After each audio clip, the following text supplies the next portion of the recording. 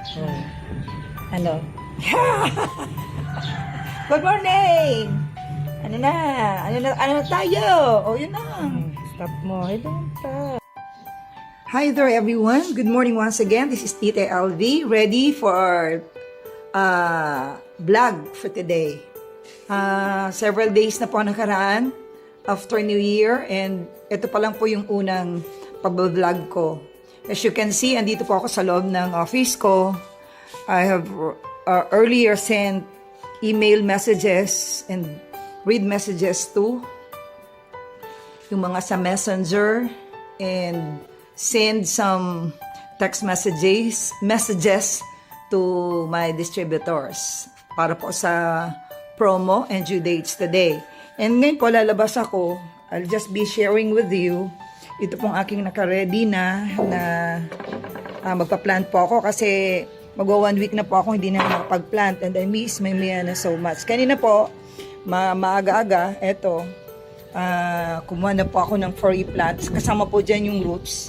Kasi 3 or 4 days ago po, ay nako, pinagkakalkalan naman po ng aso at nanghinayang ako. So, ita-transfer ko na rin po sila sa pots. Ready na po yung aking mga gagawin, ang aking soil mix, syempre, ang aking mga pots, at ito pong ating mga several Miana na magaganda na po talaga. So, ita-transfer ko na rin po sila. And mamaya po, pagka natapos na po ako magtanim, saka ko na lang po sila kukunan uli ng video para makita po ninyo. Alam niyo naman po yung ginagawa ko sa pagtatanim, diba? Gumagamit ako ng stones to make them stable.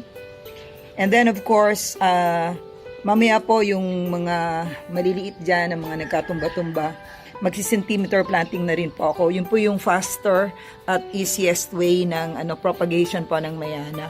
Actually, ito po mga binunot kong ito, galing po ito sa 1 cm to 2 centimeters planting po ng kanilang mga ends. So yan po, once again, this is your Tita LV saying good morning and God bless. Don't forget to like, share, and subscribe yung pong ating video, mga kamayana. So, paki-hit na rin po ang notification bell so I could always notify you of yung mga updates po nating mayana.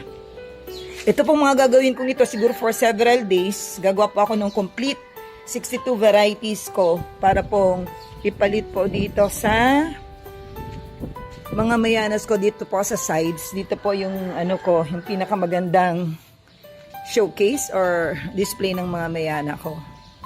So ayan po. Siguro kung makikita niyo po yung mga previous na mga ko po na mga vlogs, iba-iba po ang nakalagay dito, nag-rearrange ako. And so ayan po, napaka-windy, mahangin masyado. So kakawa din po yung mga stem ng mayana, may mga napuputol. Pero ayan po. So ito lang po. Once again, thank you for watching. And don't forget po yung mga natin. Ayun, yung pala, chismis. Yung pong dulo. Matataas na rin siya. Yan po.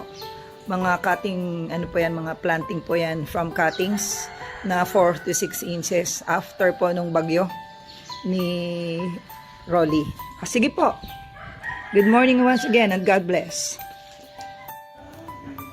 Hi there again. Ito na po yung yung finished product ng trinans plant ko na mga mayana. So, ilang variety ba to? Ito po. Ayan, yan ang variety. May mga tali-tali pa po kasi malambot pa siya. Kasi ito po ay hindi replant, transplant. So meaning to say, wala pong cuttings na nangyari, yung pong roots niya sinama ko na.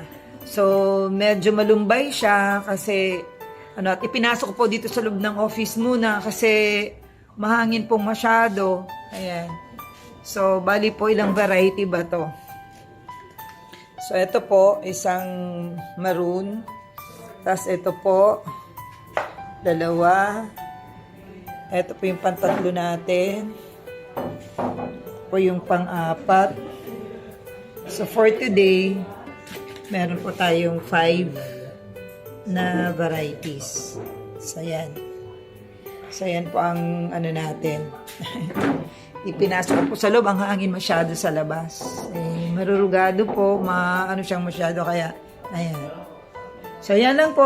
Yan ang ating finished product. By tomorrow, siguro makagawa naman ako ulit ng 5. About 2 weeks. Siguro or 1 week, makomplete ko na po yung ating 62 varieties. So, we have 1, 2, 3, 4, yan, ito, and yan, 5. Iba po ito. Iba po siya. 1. Iba rin to. Yan ang leaves. 2. Ito, 3. Ito, 4. At ito, 5. Okay. Sige po, yan lang. Update natin. Bye-bye po.